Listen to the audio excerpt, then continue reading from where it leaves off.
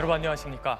정당한 법 집행이 내란 속에 피의자에 의해 버젓이 농락당한 현실에 오늘 하루 답답함과 분노로 보낸 분들 많으셨을 겁니다. 이대로 무산되는 건가? 무도한 경호처를 그대로 놔두는 건가? 최상목 권한대행은 끝까지 수수방관하겠다는 건가? 많이 궁금하실 텐데요. 먼저 지금 이 시각 공수처 상황부터 알아보겠습니다. 박솔립 기자, 내일은 2차 집행이 이루어질 수 있을까요? 네, 공수처는 향후 조치는 검토 후에 결정하겠다는 입장만 반복하고 있습니다. 1차 때와 마찬가지로 공수처 차량이 출발하는 걸 확인해야 알 수 있을 것 같습니다.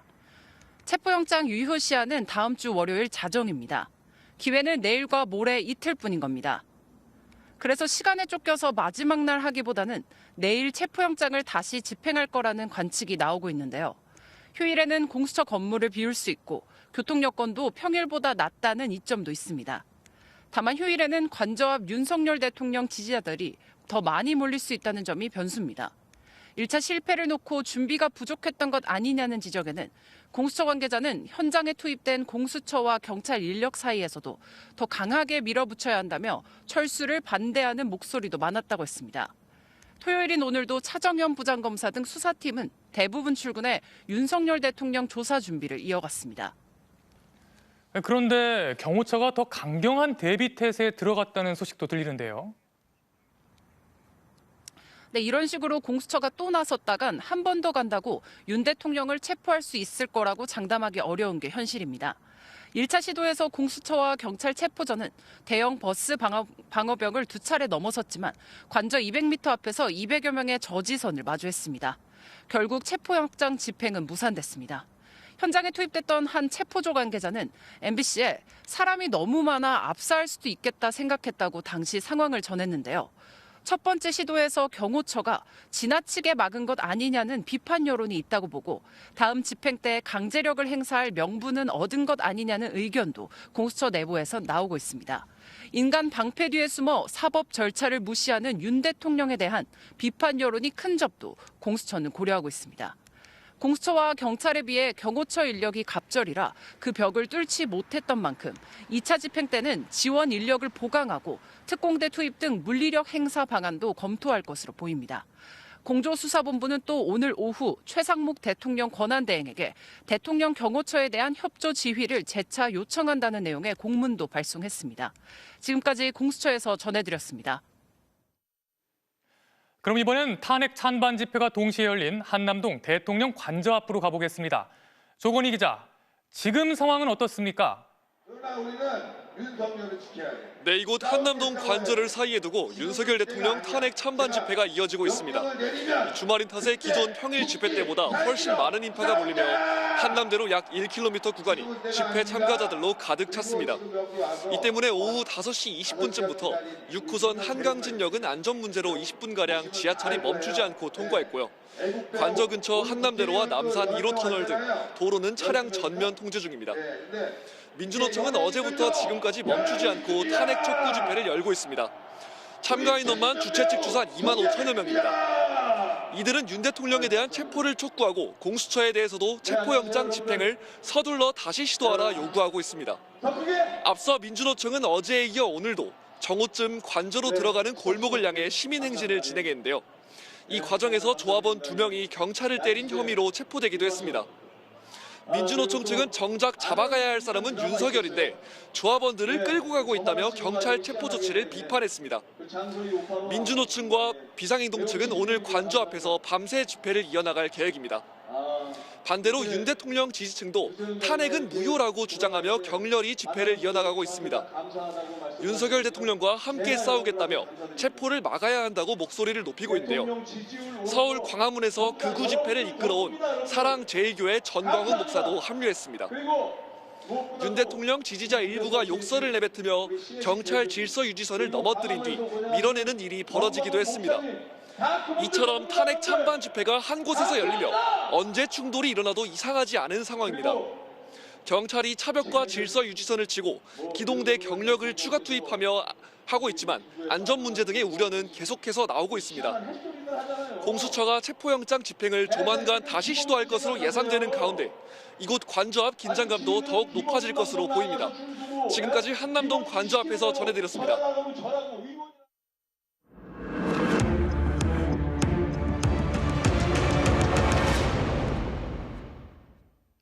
지금부터는 오늘 새로 공개된 김용현 전 국방장관의 공소장 내용을 하나하나 확인하겠습니다. 여기엔 대통령이라는 단어가 140번이 넘게 등장하는데요. 계엄 모의부터 실행까지 윤석열 대통령의 행적이 구체적으로 적시됐습니다. 먼저 이혜리 기자가 보도합니다. 비상계엄을 9일 앞둔 작년 11월 24일 윤석열 대통령이 김용현 당시 국방장관에게 명태균 얘기를 꺼냅니다. 바로 전날 명 씨가 자신의 휴대폰으로 대통령실과 협상을 시도하려 한다는 MBC 보도가 나온 때였습니다. 검찰은 이날 윤 대통령이 야당이 제기하는 명태균 공천 개입 의혹, 우크라이나 전쟁 관련 북한 파병과 무기 지원을 둘러싼 야당과의 대립 등을 걱정하며 이게 나라냐, 바로잡아야 한다고 말했다고 파악했습니다. 김 전 장관이 이 자리에서 계엄 선포문과 대국민 담화문, 포고령 초안을 준비하기로 한 것으로 조사됐습니다. 김 전 장관 공소장은 대통령 윤석열부터 시작합니다. 충암고 8회 졸업생이라는 설명부터 나옵니다. 검찰은 김용현 7회, 여인영 전 방첩사령관은 17회라며 이들이 동문이라는 걸 부각시켰습니다. 윤 대통령이 이른바 충암파를 고리로 군과 밀착해 계엄을 모의했다는 겁니다. 작년 6월 중순에는 서울 삼청동 안가에서 김 전 장관이 윤 대통령에게 여인영, 이진우, 곽종근 등을 가리키며 대통령께 충성을 다하는 장군이라고 치켜세웠습니다. 11월부터는 계획이 구체화됐습니다. 윤 대통령이 김 전 장관과 사령관들의 저녁 자리에 합류했는데 비상계엄이 선포될 경우 어떻게 할 거냐는 김 전 장관의 질문에 특전사령관은 준비태세를 잘 유지하겠다. 수방사령관은 출동태세를 갖추겠다며 그릇된 충성심을 보였습니다. 계엄 전날인 12월 2일에는 윤 대통령이 특전사령관에게 김 전 장관 보안용 전화인 비화폰으로 전화를 걸어 며칠 이후로 준비되면 보자며 계엄을 암시했고 이어 김 전 장관이 다시 전화해 깜짝 놀랐지, 내일 보자고 말한 것으로 조사됐습니다. 김 전 장관의 공소장에는 대통령이란 단어가 141회로 김용현 피고인보다 더 많이 나옵니다. 내란 사태의 우두머리가 윤석열 대통령이라는 게 검찰의 판단입니다. MBC 뉴스 이혜리입니다. 또 체포에 채자도 꺼낸 적 없다던 윤 대통령 측 말과 달리 체포조가 운영된 정황도 구체적으로 드러났습니다. 가장 먼저 이재명 민주당 대표 체포조가 국회에 투입되는데요. 비상계엄 당일 최소 5만 발이 넘는 실탄도 동원됐던 것으로 파악됐습니다. 이어서 유서영 기자가 보도합니다. 비상계엄 당일 국회에 투입된 일공수 특전여단. 검찰은 이들이 준비한 실탄이 5만 발이 넘었다고 파악했습니다. 두 개 대대가 소총용 실탄을 각각 2만여 발씩, 모두 5만 400발을 수송 차량에 싣고 준비했다는 겁니다. 검찰 조사 결과 비상계엄 전후 동원된 실탄은 모두 5만 7,735발. 계엄군은 권총과 소총, 저격소총, 엽총, 섬광포금 수류탄 등 온갖 무기로 무장한 뒤 국회와 선관위에 투입됐습니다. 윤석열 대통령 주장과 배치됩니다. 질서 유지에 필요한 소수의 병력만 투입하고 실무장은 하지 말고. 실제 무장 지시도 떨어졌습니다. 비상계엄 당일 문상호 당시 정보사령관은 부하에게 실탄을 1인당 10발 정도 준비하라고 지시했습니다. 이후 정보사 요원 10명이 실탄 100발을 갖고 승합차 2대에 나누어 탄 채 중앙선관위 인근에서 대기했다고 검찰은 밝혔습니다. 이들에겐 윤 대통령이 계엄을 선포하면 선관위를 장악해 전산실 직원 5명의 신병을 확보하라는 지시가 내려졌습니다.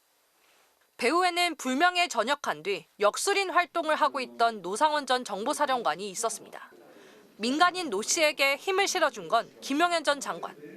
노상원 장군 하는 일을 잘 도와주라며 문상호 당시 정보사령관에게 소개해줬습니다.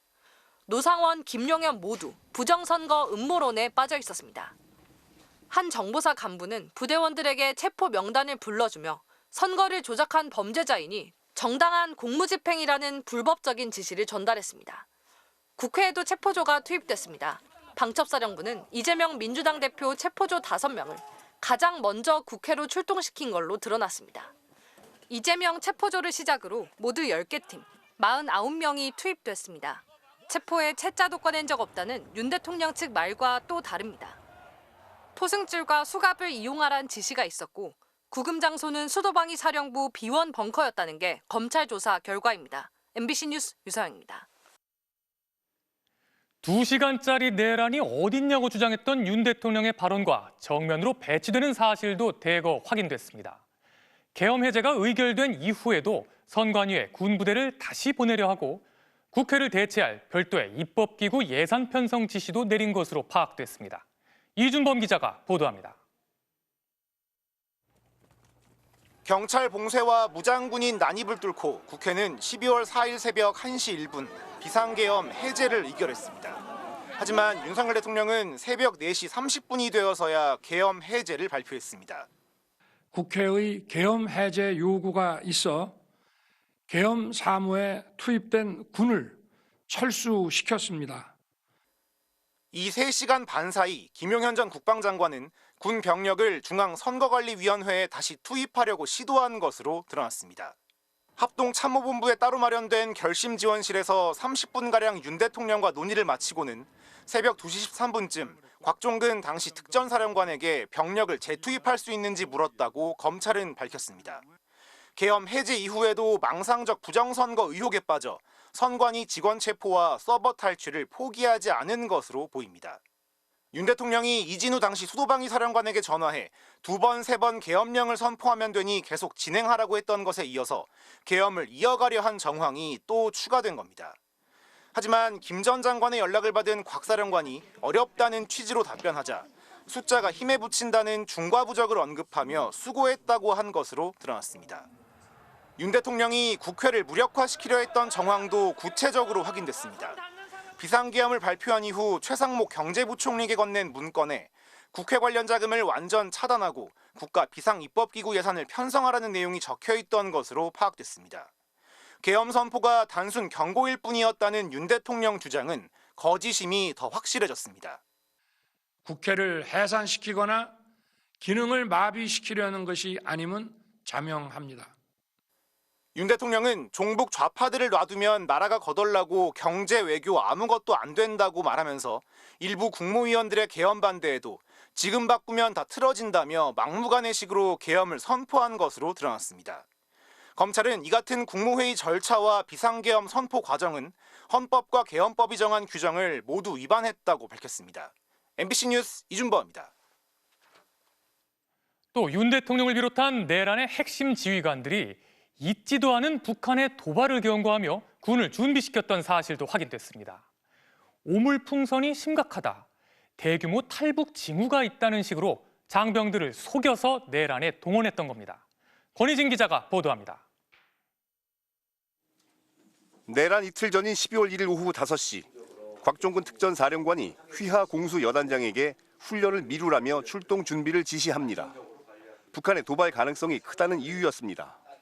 다음 날인 2일, 다른 공수 여단장들에게도 북한의 도발 가능성이 아주 크다는 첩보가 있다. 상황이 녹록지 않다. 이렇게 말했습니다. 자신은 밤에도 전투복을 입고 있을 거란 말로 북한 도발에 대한 준비를 강조했습니다.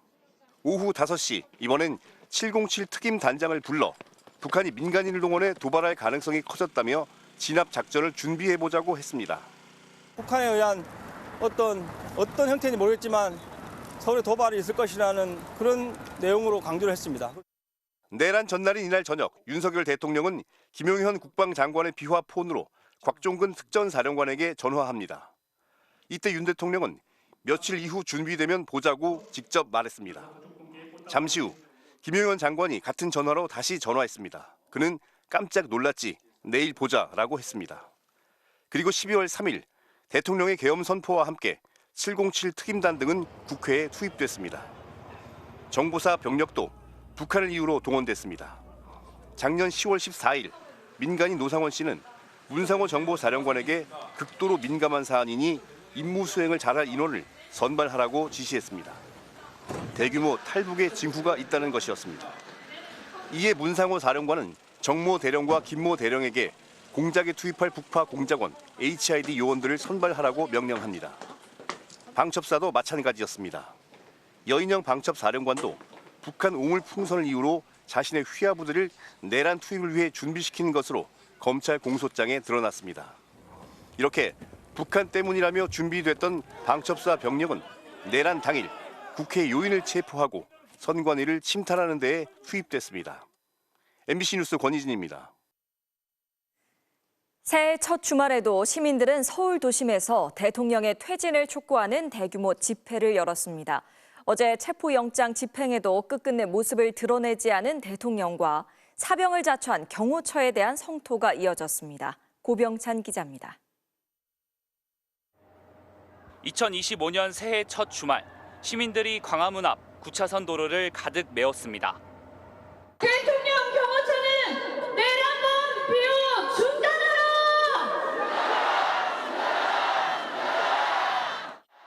시민들은 법원이 발부한 체포영장을 원천 무효, 불법이라며 뭉갠 윤석열 대통령에게 분노를 쏟아냈습니다. 관저에서 체포가 안 된 걸 보고 너무 화가 나가지고 우리나라의 헌법이나 그 형사법들이 이제 더 이상 이제 평등하지 않구나 이런 거를 전 국민이 눈으로 확인한 순간이었잖아요. 부글부글 끓죠. 당당히 조사를 받겠다고 해놓고 말 바꾸기를 얼마나 많이 하고 있는지 체포영장 받고 조사를 당당히 받으라고 외치고 싶어서 이 자리에 와 있습니다. 공수처 수사관들을 막은 경호처를 두고는 내란의 공범이라고 비판했습니다. 즉각 체포를 하고 구속을 시켜야 됨에도 불구하고 경호법을 내세워서 그 내란 범인 윤석열 체포를 방해하는 것에 대해서 시민으로서 화가 나서 호위무사처럼 경호처에서 맡고 있는데 이거는 뭐 많이 얘기하지만은 공무 집행 방해로 바로 체포되어야 하고 시민들이 압박을 통해서 반드시 윤석열 체포해야 된다고 봅니다. 혼란이 한 달 넘게 지속돼 새해에도 이어지자 시민들은 오는 14일 탄핵 심판 첫 변론 기일을 앞두고 신속하게 절차를 진행해달라고 촉구했습니다. 일단 새해 소원은 윤석열 탄핵이고요. 아무래도 연말이 좀 힘들었는데 다들 좀 마음이 행복하고 따뜻한 그런 작년보다 좀 더 나은 새해가 됐으면 좋겠습니다. 집회를 마치고 명동 시내까지 행진한 시민들은 오늘도 한남동 관저 앞에서 윤석열 대통령의 즉각 체포를 촉구하며 밤을 지새울 예정입니다. MBC 뉴스 고병찬입니다. 어제 윤 대통령 체포 시도가 무산된 데 대한 전국 각 지역 시민들의 분노도 거셌습니다. 부산에서는 법치국가가 무너지는 걸 생방송으로 지켜봤다며 영장 기한이 만료되기 전에 즉각 체포하라는 목소리가 나왔습니다. 조민희 기자가 취재했습니다. 부산 서면 동천로. 집회 측 추사한 시민 2,500명이 윤석열을 구속하라는 피켓을 들고 거리로 나왔습니다. 반성 없는 내란 선동 윤석열을 체포하라! 시민들은 경호처 반발로 윤 대통령 체포 시도가 무산된 것에 법치국가가 무너졌다며 목소리를 높였습니다. 법치국가가 그대로 무너지는 모습을 보고 있으니까 일단 너무 화가 났던 것 같아요. 빠른 시일 내에 방법을 찾고 빨리 끌어내려야 한다. 그들에게 더 이상 시간을 주어서는 안 된다라고. 법원이 발부한 영장조차 인정할 수 없다며 공수처 직원들을 막아선 경호처와 이를 옹호한 여당 의원에 대해서도 비판했습니다. 부꾸라지의 모습을 지금 그런 행태를 계속 보이고 있는 것 같고요. 그들이 계속 이렇게 집권을 하게 된다면 누가 이 사법 체계를 믿고 거기에 따르겠습니까? 한 시민은 경호처 뒤에 숨은 대통령이 부끄럽다며 기성세대로서 청년들에게 미안하다며 사과했습니다. 정말 어처구니 없는 일이 벌어졌다고 생각합니다. 이런 대통령을 뽑은 우리 국민으로서 청년들에게 정말 힘들게 해서 미안합니다. 공수처가 아니했다는 지적과 함께 영장 집행 기한이 만료되기 전 빨리 마무리하라는 요구도 나왔습니다. 이 경호처가 반발을 할 거라는 걸 예상도 못했다는 것이 진짜 믿기지가 않고, 그리고 이것은 이 국민들에게 보여주기 위한 쇼가 아니었나. 오늘 부산을 비롯해 대구와 대전, 울산 등에선 대통령 탄핵과 체포를 촉구하는 지역 시민들의 집회가 열렸습니다. MBC 뉴스 조민입니다. 어제 윤 대통령에 대한 체포영장 집행 저지 과정을 보면 관저를 경비하던 경찰은 사실상 길을 터줬고 외곽을 지키는 군도 물리적 충돌을 빚지 말라는 지시를 받았던 것으로 파악됐습니다. 끝까지 법 집행을 막은 경호처에 대한 비판이 잇따르고 있습니다. 홍익표 기자가 보도합니다. 윤석열 대통령을 체포하기 위해 대통령 관저 입구로 향한 공수처와 경찰. 관저 외곽을 지키는 경찰 소속 202 경비단과 맞닥뜨렸습니다. 대치가 길어질 것이란 예측과 달리 40분 만에 관저 입구 철문이 열렸습니다. 공조수사본부 관계자는 문을 열라고 거듭 항의하자 현장에서 열어드리라는 지시와 함께 문이 열렸다고 당시 상황을 전했습니다. 관저 외곽 경비를 사실상 202 경비단이 맡는 만큼 경찰이 길을 터준 셈입니다. 국방부도 관저 외곽 경계를 맡는 55 경비단에 경찰과의 물리적 충돌이 있어서는 안 된다고 지시했습니다. 장관 직무대행인 김선호 국방부 차관은 체포영장 집행을 저지하는 데에 군 병력을 투입하는 건 맞지 않다. 지원된 경비부대를 임무에 부합되도록 운용하라고 경호처에 요청했습니다. 특히 김 차관이 이런 요구를 전하기 위해 박종준 경호처장에게 연락했는데 박 처장은 별다른 답을 하지 않은 것으로 전해졌습니다.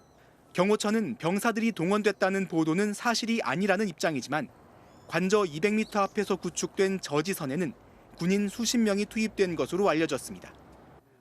1차 영장 집행 시도가 불발되긴 했지만 평소 원칙대로라면 공조본 인력은 관저 입구조차 뚫지 못하는 구조였습니다. 경찰 관계자는 당시 영장 집행을 막아선 박종준 경호처장이 깜짝 놀랐다. 여기까지 진입할 줄 몰랐다고 말했다고 전했습니다. 관저로 향하는 길목마다 경찰과 군이 사실상 경호처의 요청을 거부한 것으로 보이는 대목입니다. 경호처가 고립된 것 아니냐는 지적까지 나오는 가운데 윤 대통령의 최후 보루를 자청한 경호처를 향해 야권은 압박 수위를 높였습니다. 야권은 경호처는 법 위에 존재하는 기관이 아니라며 경호처에게 헌법 위에 군림할 권한을 누가 줬냐고 비판했습니다. MBC 뉴스 홍익표입니다. 보셨듯이 공수처의 어제 체포영장 집행이 불발된 건 집행을 끝까지 막아선 경호처 때문입니다. 오늘 공조수사본부가 특수공무집행 방해 혐의로 박종준 대통령 경호처장과 차장에 소환 통보를 했지만 이들은 자리를 비울 수 없다며 조사를 거부했습니다. 경찰청 국가수사본부로 가보겠습니다. 이혜성 기자, 현장에서 체포해야 한다는 말까지 나왔었는데 결국 소환에도 불응했군요. 네, 박종준 처장, 김성훈 차장 두 사람 모두 나오지 않을 거란 예상이 많았는데 그대로 된 겁니다. 영장 집행을 막아선 이후부터는 윤석열 대통령과 두 사람 모두 함께 버티기에 들어간 걸로 봐야 할 겁니다. 박종준, 김성훈 두 사람의 혐의는 특수공무집행 방해입니다. 어제 경호처 직원들을 동원해 체포영장 집행을 막아선 혐의로 소환된 건데 경호처는 입장문을 내고 현재 대통령 경호 업무와 관련해 처장과 차장이 한시도 자리를 비울 수 없다며 거부했습니다. 윤석열 대통령에 대한 호의 무사 역할을 계속하겠다는 뜻을 간접적으로 밝힌 거죠. 또 추후 가능한 시기에 조사에 응하겠다고도 덧붙였습니다. 그러자 특별수사단은 경호처 처장에게는 오는 7일, 경호처 차장에게는 오는 8일까지를 기한으로 2차 출석 요구서를 발송하며 응수했는데요. 윤석열 대통령의 체포 영장 기한이 6일인데 그 이후로 소환 일자를 잡고도 2차 소환 통보 사실만큼은 바로 공개한 겁니다. 현행범 체포를 고려했을 만큼 죄질이 중하다고 판단하고 향후 윤 대통령의 영장 집행과 관계없이 어제 일에 대해서는 반드시 책임을 묻겠다는 뜻으로 보입니다. 이를 통해 두 사람의 명령을 받고 있는 경호처 직원들에 대해서도 향후 처벌이 불가피하다는 경고를 보내는 차원으로도 해석됩니다. 한편 경찰과 공수처로 이뤄진 공조수사본부는 오늘 언론에 경찰 기동대는 체포영장 집행에 참여한 사실이 없다고 밝혔습니다. 기동대는 관저 주변 집회 시위 관리 및 질서 유지 업무만 담당했다는 겁니다. 윤 대통령 측이 공수처에게 지휘 권한이 없는 기동대가 체포영장 집행에 동원됐다며 집행 과정을 계속 문제 삼자 시비의 여지를 주지 않겠다며 적극 반박에 나선 걸로 보입니다. 지금까지 경찰청 국가수사본부에서 MBC 뉴스 이혜선입니다. 네, 그럼 대통령실 출입하는 강현섭 기자와 자세한 이야기 나눠보겠습니다. 강 기자. 예. 이 경호처가 군까지 동원해서 육탄 방어에 나서지 않았습니까? 예. 이렇게까지 하는 이유가 뭐죠? 네, 예상은 했지만 인간 방패까지 동원하면서 헌법 위에 군림한 듯 정당한 법 집행을 방해하는 건 이해하기 어렵습니다. 야권은 경호처 수뇌부 3인방을 주목하고 있습니다. 박종준 경호처장과 김성훈 경호차장, 관저에 있는 윤 대통령 부부의 최근접 경호를 맡고 있는 이광우 경호본부장입니다. 흥미로운 점은 이들 모두 12.3 내란 사태에 직간접적으로 관여돼 있다는 점입니다. 박종준 처장은 12.3 비상계엄을 전후해서 윤 대통령의 행적을 가장 잘 아는 인물이고요. 12.3 계엄의 비선으로 지목된 노상원 전 정보사령관과는 박근혜 정부 시절 경호처에서 함께 일했습니다. 2인자인 김 차장은 김용현 전 경호처장의 신임을 바탕으로 승승장구했고요. 윤 대통령이 수시로 내란을 모의한 장소로 지목된 삼청동 안가를 책임지고 있습니다. 이 본부장은 윤 대통령 부부의 총애를 받아 관저 안에서 최근접 경호를 맡고 있습니다. 그렇다 보니까 야당은 이들을 즉각 파면하고 강제 수사에 들어가야 한다고 촉구하고 있습니다. 네, 그렇다면 다시 영장 집행에 나섰을 때는 더 격렬하게 나올 수도 있지 않을까요? 네, 그렇습니다. 경호처가 어제는 입장문을 보면 더 격렬하게 나올 가능성이 큽니다. 경호처는 적반하장식으로 공수처의 체포영장 집행을 무단 침입, 불법 행위로 규정하며 반드시 책임을 묻겠다고 으름장을 놨잖아요. 경호처는 그래서 200명이 팔짱을 끼고 저항했던 경호처가 조만간 재개될 2차 체포영장 집행에는 관저를 요새하며 물리적 충돌도 불사할 거라는 이야기가 나옵니다. 그럼 영장을 다시 집행할 때는 어제와는 다른 전략이 있어야 되지 않습니까? 네, 어제 상황을 보면 공수처와 경찰 수사 인력은 100여 명인데 경호처 직원과 병사는 2배 많은 200명이었습니다.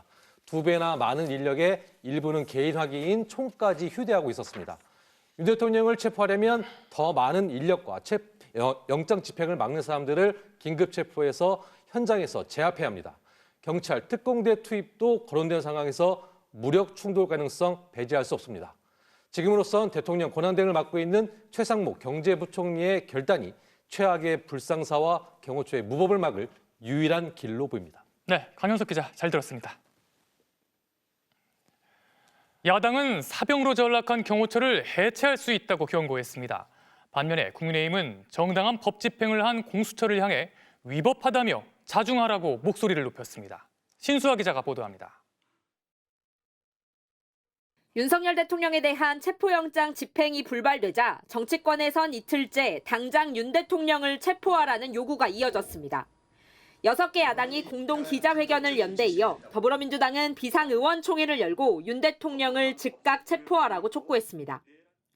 내란 속의 윤석열을 즉각 체포하라! 체포하라! 체포하라! 체포하라! 특히 윤 대통령의 내란 사병으로 전락한 경호처를 향해 경호법을 바꿔 해체할 수 있다고 강하게 압박했습니다. 내란 사병을 자초하는 만큼 대통령 직속 기구인 경호처를 해체하고 다른 나라들처럼 경호 업무를 타 기관으로 이관해야 됩니다.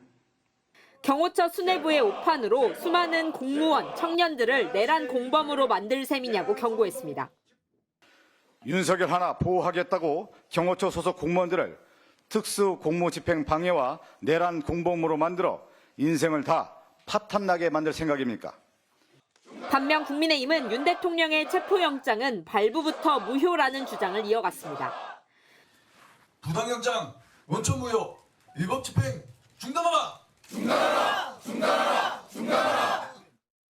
공수처를 향해 멸치가 고래를 삼키겠다고 달려드는 꼴이라면서 자중하라고 했습니다.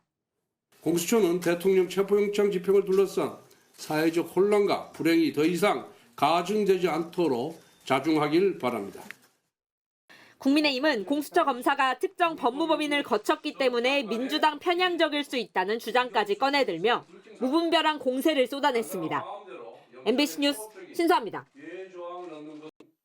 이런 가운데 국회 탄핵소추단은 윤석열 대통령 탄핵소추안에서 현재 수사 중인 내란 혐의는 빼고 헌법을 위반한 행위를 중심으로 재판을 진행해달라고 헌법재판소에 요청했습니다. 이에 대해 국민의힘은 사기 탄핵이라며 국회 재의결이 필요하다고 반발하고 나섰는데요. 과거 박근혜 전 대통령 탄핵소추 당시 이렇게 탄핵안 사유를 수정한 사람이 바로 권성동 국민의힘 원내대표였습니다. 8년 전엔 맞고 지금은 틀리다는 걸까요? 지윤수 기자가 보도합니다. 국회 측이 탄핵소추 사유에서 내란죄 혐의를 제외하기로 하자 여당은 사기 탄핵이라고 즉각 반발했습니다. 내란죄를 외치며 국민을 선동해놓고 스스로 내란죄가 아님을 자백하는 꼴. 나머지만으로 최대한 빨리 탄핵해서 이재명 사법 리스크를 피해보려는 것이라고 목소리를 높였습니다. 안고 없는 찐빵이 아니라 찐빵 없는 찐빵입니다. 다시 제대로 써서 국회가 재의결해야 합니다.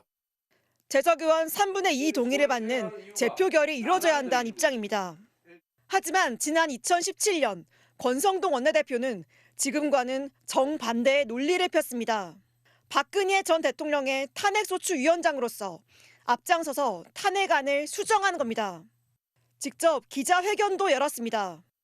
제작성에서 제출할 그럴 계획을 갖고 있습니다. 탄핵 심판은 대통령의 직무집행 행위가 헌법과 법률에 위배되느냐의 여부가 중요하기 때문에 그렇습니다. 뇌물죄, 강요죄 등은 논하지 않고 헌법 위배 사항만 담겠다.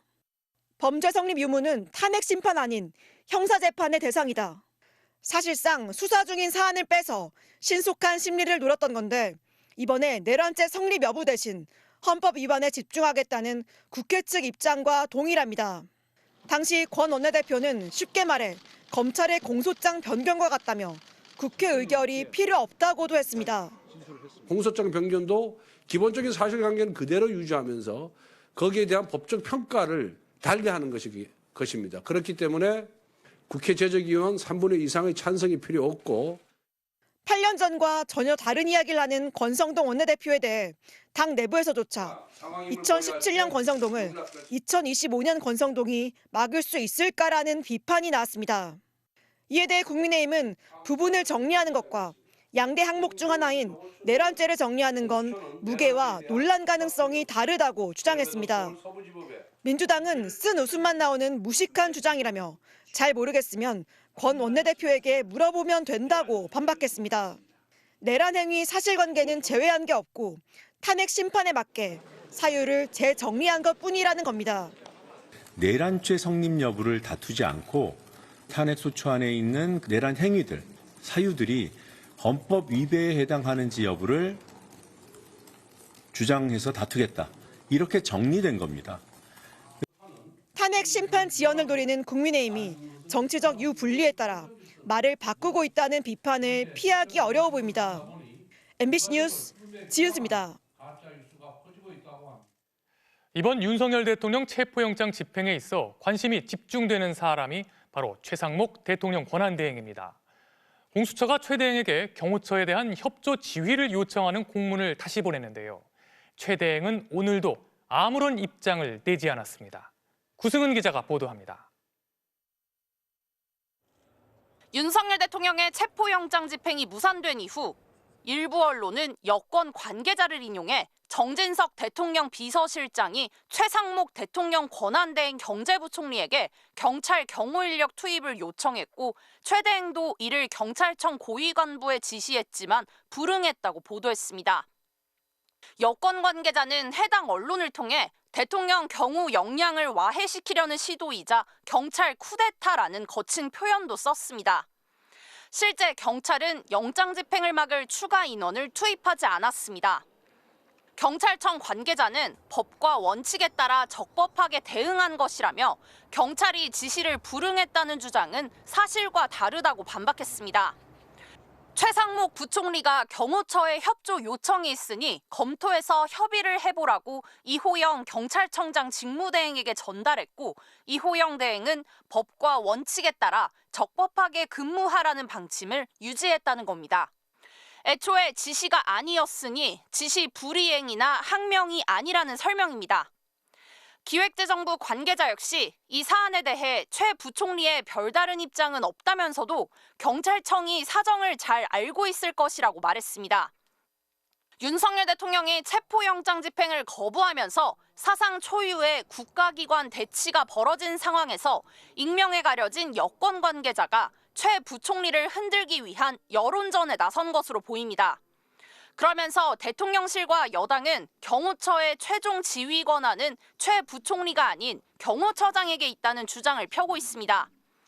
윤석열 대통령의 최후 방어선인 경호처를 건들지 말라는 경고로도 해석됩니다. 최 부총리는 이틀째 침묵하고 있습니다. 기재부 관계자는 정치에 개입하지 않는다는 게 최 부총리의 생각이라며 민생, 국정, 안정이 우선이라는 입장을 되풀이했습니다. 공수처는 경호처에 대한 지휘 감독자인 최 부총리에게 경호처에 대한 협조 지휘를 재차 요청하는 공문을 발송했다고 밝힌 가운데 국가기관 간 충돌이란 초유의 사태가 또 벌어질지 최 부총리의 손에 달려 있습니다. MBC 뉴스 구승은입니다. 윤석열 대통령은 사람에 충성하지 않는다며 누구보다 법과 원칙을 강조했었습니다. 하지만 지금은 합법적인 영장마저 거부한 채 관저에서 한 발짝도 나오지 않고 있습니다. 헌정 역사에서 정말 유례 없는 일입니다. 문다영 기자입니다. 4년 전 검사 출신인 윤석열 대통령이 출마 선언을 하면서 가장 강조한 건 법치였습니다. 미래를 준비하는데 공정과 법치는 필수적인 기본 가치입니다. 헌법 준수를 선서한 취임식 이후 임기 내내 법과 원칙을 강조해왔습니다. 심지어 국헌을 무너뜨린 계엄 사태가 무산된 뒤에도 스스로 법적 책임을 지겠다고 말했습니다. 법적, 정치적 책임 문제를 회피하지 않겠습니다. 그런데 막상 탄핵으로 직무가 정지되고 피의자가 된 이후부터 태도를 180도 바꿨습니다. 비상계엄 선포권 행사는 사명권 행사, 외교권 행사와 같은 사법심사의 대상이 되지 않는 통치 행위입니다. 공수처의 소환 통보를 3번 거부했고 법원이 발부한 체포영장은 불법이라며 경호처를 방패 삼아 관저 밖으로 나오지 않고 있습니다. 30년 전 내란죄로 처벌받은 전직 대통령들도 영장 집행을 끝내 거부한 사례는 없었습니다. 여러분들 가슴에 안고 있는 불신 그리고 갈등 이 모두 내가 안고 가겠습니다. 안고 어떤 처벌도 내가 받겠습니다. 전두환조차 영장 앞에서는 제 발로 호송차에 올랐습니다. 국정농단이나 뇌물 혐의 등으로 수사받은 전직 대통령들 역시 반발은 있었지만 하나같이 법 절차만큼은 따랐습니다. 국민 여러분께 신뢰를 끼쳐드려서 대단히 죄송합니다. 윤 대통령의 계엄 선언은 절차와 내용 모두 위법했고 국회와 선관위를 장악하려던 시도는 위헌적이었습니다. 그러나 정작 자신에 대한 정당한 법 집행은 거부하는 상황. 결국 윤 대통령의 법치에서 자신과 가족은 예외였습니다. MBC 뉴스 문다영입니다.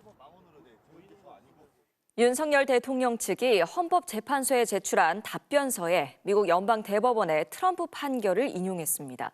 한국과 전혀 다른 미국 법체계를 이용한 건데요. 법리에 맞지 않는 억지 주장이란 비판이 나옵니다. 뉴욕에서 임경아 특파원입니다. 트럼프 당선인은 미국에서 전현직 대통령 중 형사 피고인이 된 역사상 첫 사례입니다. 16 의사당 난입 사태 선동, 성추문 입막음 돈 지급 사건 등 모두 4건의 형사 기소에 이름을 올렸습니다. 대선 후보 시절 트럼프 측은 재임 시절 행위는 퇴임 이후에도 면책특권 대상이라고 주장하며 사법부에 유권 해석을 의뢰했습니다. If a president can be charged, put on trial, and imprisoned for his most controversial decisions as soon as he leaves office, that looming threat will distort the president's decision-making. 그래서 나온 게 지난해 7월 미국 연방대법원의 이른바 트럼프 판결입니다. 재임 중 공적 행위에 대해서는 형사상 면책특권을 인정한다는 내용입니다. 그런데 윤석열 대통령 측은 이를 인용해 헌법재판소 답변서에서 우리 헌법보다 더욱 전폭적으로 대통령 권한 행사를 보장하고 있다고 언급했습니다. 하지만 이런 주장은 근거가 빈약합니다. 미국 헌법에는 우리와 달리 대통령의 형사상 면책특권 관련 규정이 없습니다. 그래서 관례로 인정해오다 유권 해석을 받아야 했지만 우리 최상위 법률 헌법에는 대통령의 면책특권 범위가 엄연히 명시돼 있습니다.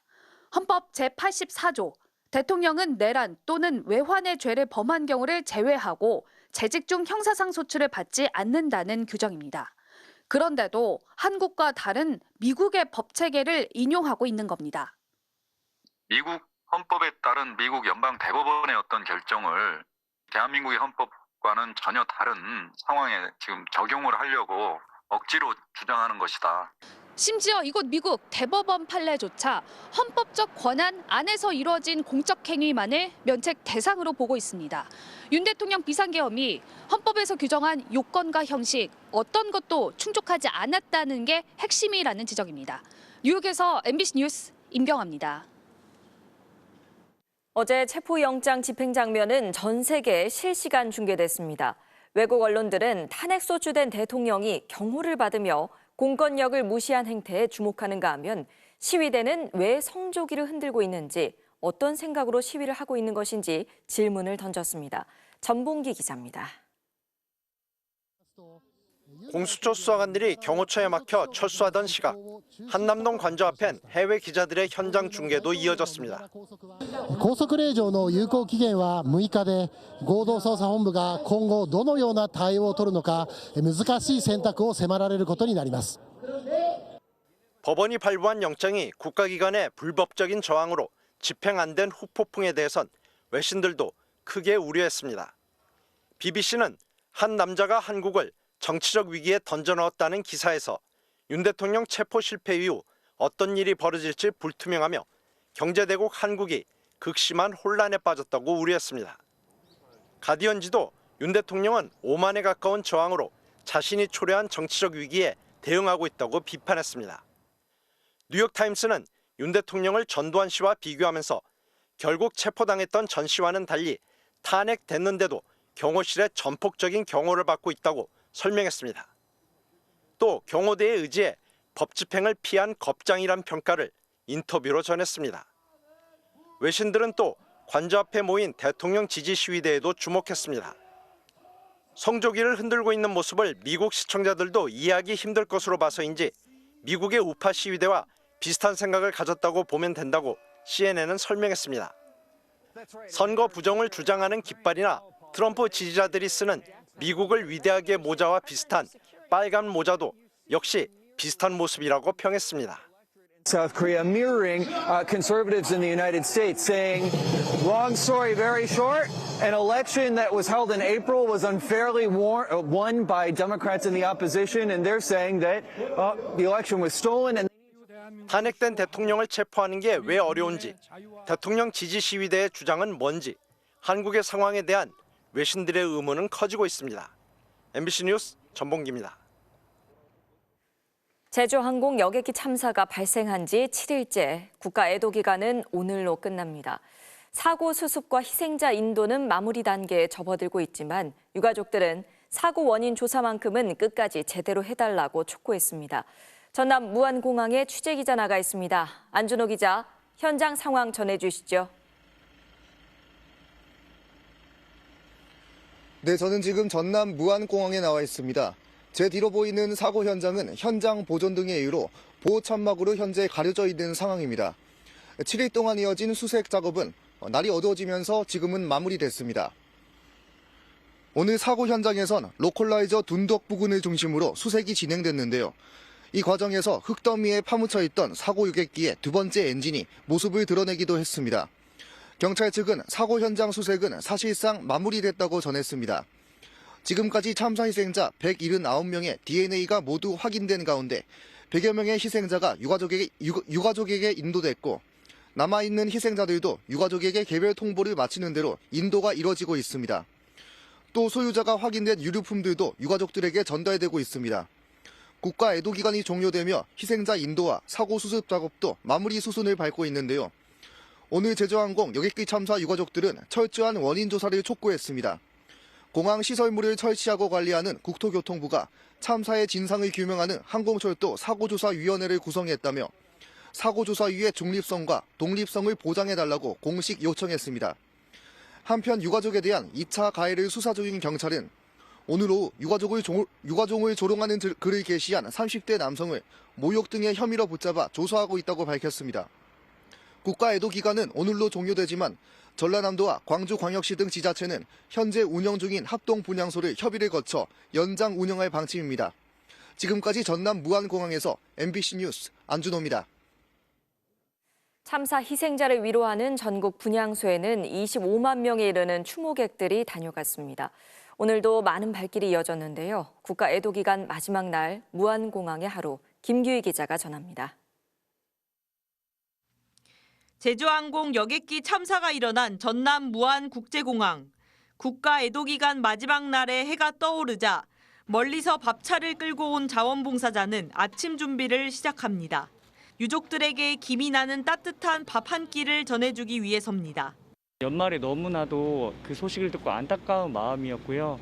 저 또한 사실은 최근에 이제 외할아버지를 이렇게 또 보낸 경험이 있어서 그 가족을 보낸 슬픔을 알기 때문에 공항에 마련된 합동 분향소에는 멀리서 달려온 추모객들의 발길이 이어집니다. 추모객들은 슬픔은 나눠야 한다며 국가 애도기간 이후에도 분향소가 남아있을 거란 소식에 안도합니다. 또 오시고 싶지만 또 못 오시는 분들이 있을 수 있기 때문에 그 마지막 순간에 그분들이 고통이 조금 덜 했으면 하는 그런 마음입니다. 왜 지난밤 꿈에는 나오지 않았냐는 한 유가족의 편지. 사고 이후 공항에 생겨난 추모의 계단에는 유가족과 추모객이 남긴 손편지와 추모글이 매일 쌓이고 있습니다. 너무 가슴이 아프고 저도 부모님 그리고 오늘 또 이렇게 애들과 함께 왔는데 일상이 너무 소중하다는 생각을 다시 하게 됐고요. 사고 현장이 보이는 바깥 철조망에도 국화꽃과 손편지가 발 디딜 틈 없이 놓였습니다. 애도 기간은 오늘까지지만 그래도 이 추모는 계속 이어서 계속 진행하고 찾아오고 그렇게 할 예정입니다. 무안공항에 해가 지고 나면 국가 애도 기간은 마무리되지만 유가족을 외롭게 두지 않겠다는 자원봉사자와 추모객의 마음은 내일 공항에도 똑같이 이어질 것으로 보입니다. MBC 뉴스 김규희입니다. 오늘 오전 전남 신안 가거도 해상에서 22명이 탄 9.77톤급 낚싯배가 전복돼 승객 3명이 숨졌습니다. 해경은 민간 어선 등과 함께 22명을 모두 구조했지만 심정지 상태로 구조된 낚시객 3명이 사망했다고 밝혔습니다. 숨진 낚시객들은 경기와 인천 등 수도권에서 온 것으로 확인됐습니다. 해경은 해당 지형을 토대로 암초로 인한 좌초와 엔진 결함 등 다양한 가능성을 열어두고 정확한 사고 경위를 조사하고 있습니다.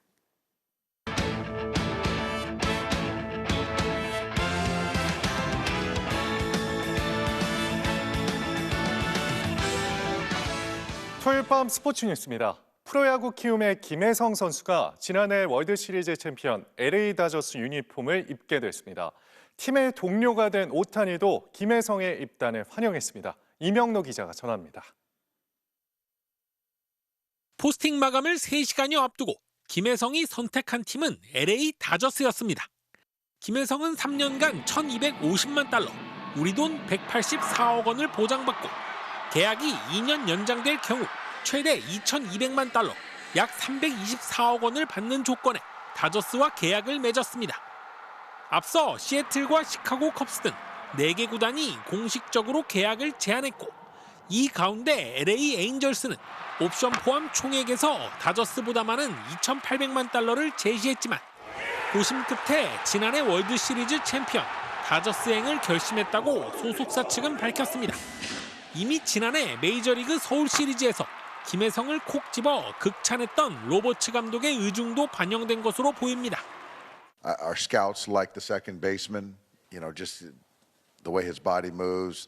There's some life to the bat, and defensive made a nice play out there. So. 해주셔서 감사하게 생각하고 있습니다. 쇼케이스라기보단 제가 도전하고 싶은 무대 선수들이다 보니까 그런 점에서 좀 많이 설렜던 것 같고. 다저스 구단은 SNS를 통해 입단을 환영한다는 축하 메시지를 올렸고 김혜성과 같은 소속사로 다저스를 선택하는 과정에서 조언을 해준 것으로 알려진 오타니도 환영합니다 친구야라는 한글 문구로 김혜성을 반겼습니다. 관건은 첫해 주전 경쟁입니다. 이루수와 유격수, 외야수까지 모두 소화할 수 있는 다재다능함이 장점이지만 무키 배츠 등 슈퍼스타들이 즐비한 다저스에서 험난한 경쟁이 기다리고 있습니다.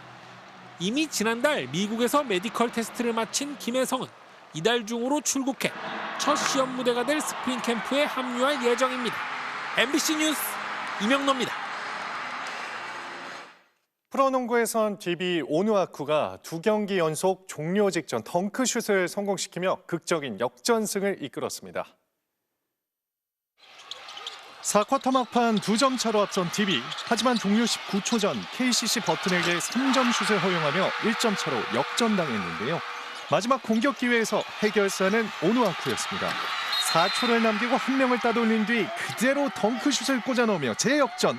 여기에 파울로 얻어낸 자유투를 특유의 언더핸드로 정확히 성공시킵니다. 결국 2점 차 승리를 거둔 뒤 DB 선수들은 믿을 수 없다는 듯한 반응을 보였는데요. 그제도 종료 6초를 남기고 오누아쿠의 역전 덩크로 삼성의 한 점 차 승리를 거둔 데 이어 또 한 번 짜릿한 역전승을 거뒀습니다. 2경기 연속 종료 직전 덩크로 팀을 구한 오누아쿠. 올해 시작부터 활약이 심상치 않네요. 토트넘 1군 명단에 등록된 양민혁 선수가 데뷔전에 대한 기대감을 키우고 있지만 실전 투입까지는 다소 시간이 걸릴 전망입니다.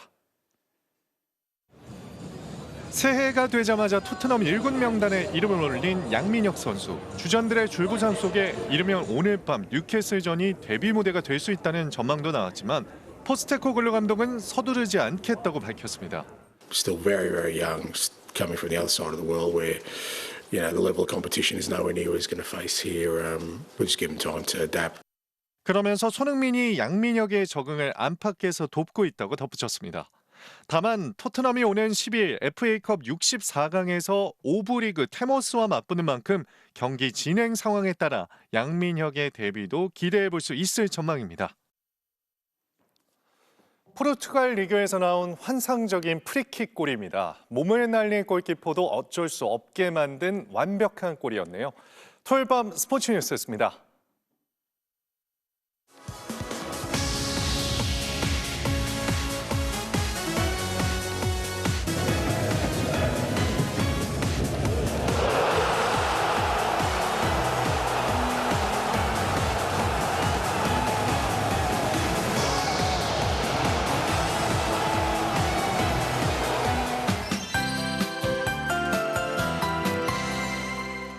새해 첫 주말 낮부터는 공기가 다소 부드러워졌는데요. 이제는 폭설에 대한 대비를 하셔야겠습니다. 이미 중북부 내륙에는 대설 예비특보가 내려졌고요. 당장 내일 새벽부터 오전 사이 시간당 1, 2cm 안팎의 무겁고 습한 눈이 집중되겠습니다. 예상 적설량을 보시면 강원 내륙 산재 3에서 10, 경기 내륙에도 많게는 8cm가량 예보됐고요. 서울 등 그 밖의 수도권과 충북, 경북 북부에도 1에서 5cm, 그 외 내륙 지방은 1cm 남짓이 되겠습니다. 이렇게 눈이 내려도 날이 당장 추워지지는 않겠는데요. 절기 소환인 내일 서울의 아침 기온 0도, 한낮에는 6도로 대부분 5도를 웃돌겠고요. 이후 월요일인 모레 눈구름이 밀려간 뒤로는 이처럼 강추위가 다시 찾아오겠습니다. 내일 눈은 새벽에 수도권을 시작으로 오전부터는 그 밖의 전국 대부분 지방으로 확대되겠습니다. 아침 기온 보시면 서울 0도, 대전 영하 2도, 대구 영하 3도로 오늘보다 높아지겠고요. 한낮 기온은 서울 6도, 광주는 8도가 예상됩니다. 다음 주에는 충청과 남부지방을 중심으로 눈과 비구름이 자주 지나겠고요. 기온은 갈수록 더 떨어져 목요일 아침에는 영하 10도 안팎까지 곤두박질하겠습니다. 날씨였습니다. 비상계엄 당시 최소 5만 7천여 발의 실탄이 동원됐고 계엄 해제 이후에도 선관위의 병력을 재투입하려 했다. 오늘 공개된 김용현 전 국방장관의 검찰 공소장 내용은 다시 한번 충격과 분노를 자아냅니다. 이 공소장에서 140번 넘게 등장한 단어는 바로 대통령이었습니다. 이걸 알고도 체포영장 집행이 잘못이라는 말이 나옵니까? 지금 이 순간에도 누가 내란을 옹호하고 있는지 국민은 똑똑히 지켜보고 있습니다. 뉴스데스크를 마칩니다. 고맙습니다.